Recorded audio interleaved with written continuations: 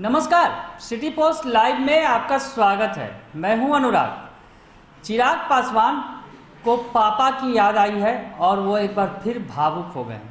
जी हाँ, चिराग पासवान की हम चर्चा कर रहे हैं। चिराग पासवान ने एक ट्वीट किया है, कई सारे ट्वीट्स किए हैं और कई सारी तस्वीरों को साझा किया है जिसमें वो पापा की तस्वीरों पर माल्यार्पण करते नजर आ रहे हैं। चिराग पासवान को पापा की याद आई है और ये तस्वीरें सामने आई हैं कश्मीर से। दरअसल चिराग पासवान अपने पार्टी के सांसदों के साथ कश्मीर पहुंचे हैं। कश्मीर में वो पार्टी सांसदों के साथ दौरा कर रहे हैं और कश्मीर के लोगों से मुलाकात कर रहे हैं और कश्मीर में अपने कार्यकर्ताओं से बात कर रहे हैं। तो चिराग पासवान ने एक बड़ा भावुक अपने बयानों वाला एक ट्वीट शेयर किया है सोशल मीडिया पर, और उन्होंने क्या कुछ लिखा है आपको ये पहले हम बताते हैं। दरअसल जो चिराग पासवान ने लिखा है ट्वीट करके और जो बयान दिया है, हम आपको बयान भी सुनवाएंगे कि क्या कुछ कहा चिराग पासवान ने और उसके कुछ मायने भी बताएंगे कि क्या मायने हैं आखिरकार।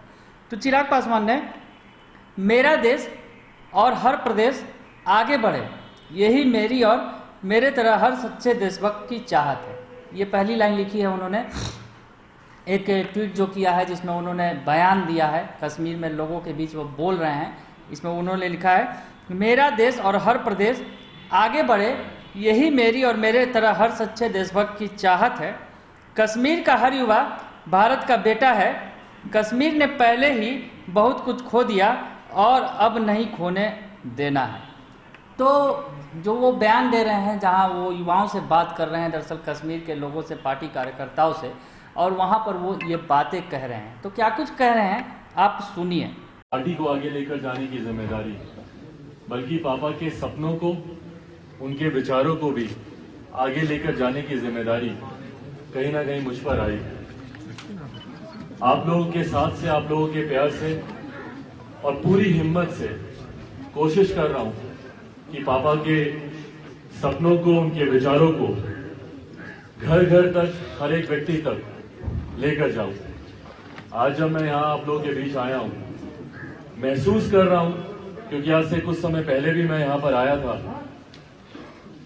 कुछ साल पहले जब कश्मीर में एक प्राकृतिक आपदा आई थी, उस दौरान भी जब पार्टी की तरफ से और उस वक्त के हमारे राष्ट्रीय अध्यक्ष आदरणीय रामविलास पासवान जी की तरफ से मुझे जिम्मेदारी दी गई थी कि मैं कश्मीर जाऊं और वहां पर जाकर हालात का जायजा लूं और वापस जाकर तमाम जानकारी उनके समक्ष रखूं। ये जिम्मेदारी पिछली बार दी गई थी। तब से लेकर आज तक एक चीज का मैंने जरूर अनुभव किया है कि कश्मीर ने पिछले कई दशकों में बहुत कुछ खोया है और अब पाने के अलावा हमारे पास और कोई विकल्प नहीं होना चाहिए। हम लोग पहले ही बहुत कुछ खो चुके हैं, अब और खोने के लिए ना हमारे पास हिम्मत है और ना ही अब हमारे पास समय है। और उसके लिए जितनी जल्दी अब हम एक साथ एकजुट हों उतना बेहतर है। और ये आह्वान मैं खास तौर पर अपने तमाम नौजवान युवा साथियों से करूंगा। ये सिर्फ समस्या कश्मीर तक सीमित नहीं है। हम लोग देश भर में देखते हैं, जितने भी विभाजनकारी तत्व होते हैं, जो लोग बांटने की राजनीति करना चाहते हैं, वो हमें कई तरीके से बांटते हैं। हमें धर्म के नाम पर बांटने का प्रयास किया जाता है, हमें जातियों के नाम पर बांटने का प्रयास किया जाता है, हमें महिला पुरुष के नाम पर बांटने का प्रयास किया जाता है, हमें अगड़ा पिछड़ा के। तो सुना आपने कि किस तरह से चिराग पासवान ने कश्मीर के लोगों के बीच पापा के सपनों का जिक्र किया है कि पापा के सपनों को आगे ले जाने की जिम्मेवारी मेरे ऊपर है और मैं जो है पूरी कोशिश कर रहा हूं कि पापा के सपनों को लोगों तक ले जाऊं, पापा के विचारों को लोगों तक पहुंचाऊं। तो ये बात कर रहे हैं चिराग पासवान, भावुक नजर आ रहे हैं उस मौके पर। हालांकि उन्होंने जो आगे बात कही है, कश्मीर के लोगों से जो बात कही है, और उन्होंने कहा है कि जब कश्मीर के पिछले दौरे को भी याद किया है और कहा उस वक्त भी उन्होंने पापा का नाम लिया। दरअसल पापा रामविलास पासवान जिनका निधन हो गया था पिछले दिनों, तो उसके बाद तमाम जिम्मेवारियां जो है चिराग पासवान के जिम्मे आ गई हैं पार्टी की। और उसके बाद बिहार चुनाव में जो कुछ हुआ, आपको तो पता ही होगा कि किस तरह से बिहार चुनाव में चिराग पासवान की जो पार्टी है अपेक्षित सफलता हासिल नहीं कर सकी। हालांकि चिराग पासवान ने ये जरूर कहा कि उनकी पार्टी ने 25 लाख से ज़्यादा वोट बटोरे हैं, ये उनके लिए बड़ी सफलता है और वो पार्टी को आगे ले जाने की निरंतर कोशिश करते रहेंगे। तो खैर, तो बिहार चुनाव की चर्चा की हमने और बताया कि जिस तरह से कश्मीर के अंदर पापा की बात की उन्होंने और कहा कि पापा ने मुझे एक जिम्मेवारी दी थी।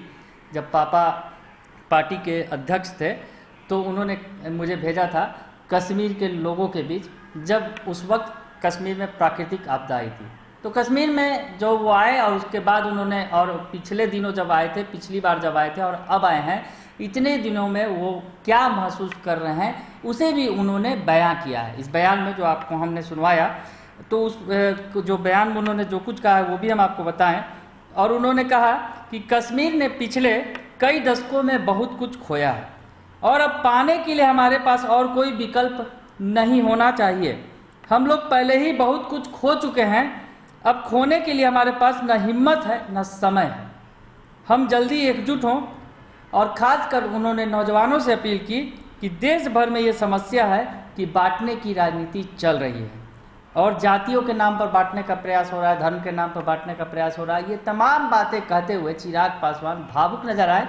और जो बात उन्होंने कही खास करके कि जो अब हमारे पास पाने के लिए सब कुछ है, मतलब खोने के लिए कुछ नहीं बचा है, अब हमें पाने के लिए तो ज़्यादा प्रयास करने होंगे और हमारे पास अब ना हिम्मत है और ना समय है। तो चिराग पासवान ने ये बात कही है, दिल की बात कही है, कश्मीर के लोगों से कही है, पर कहीं ना कहीं ये चिराग के विचारों से मेल भी खाता है, क्योंकि बिहार में जिस तरह से पार्टी का हश्र हुआ, बिहार विधानसभा चुनाव की भी थोड़ी हम चर्चा कर लें, क्योंकि जिस तरह से बिहार विधानसभा चुनाव में जो अपेक्षित सफलता थी चिराग पासवान को, वो नहीं मिल सकी। महज एक सीट पर सिमट कर रह गई उनकी पार्टी, महज एक विधायक ही उनकी पार्टी से जीत सके। और कहीं ना कहीं चिराग पासवान की एलजेपी जो है बिहार में हाशिए पर चली गई। ऐसा हम इसलिए कह रहे हैं क्योंकि उन्हें केंद्र में भी जगह नहीं मिल सकी।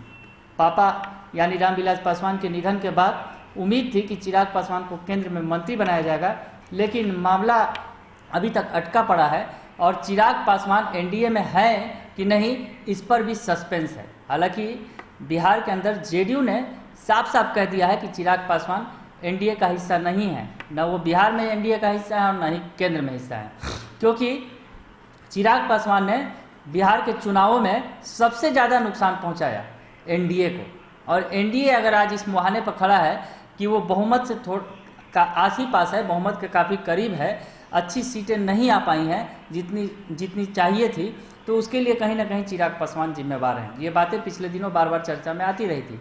तो चिराग पासवान की हालत भी कहीं ना कहीं जो वो बयां कर रहे हैं इससे मेल खाती है। बिहार के अंदर अगर देखें तो उनके पास खोने के लिए अब कुछ नहीं बचा है, अब न हिम्मत है और न समय है।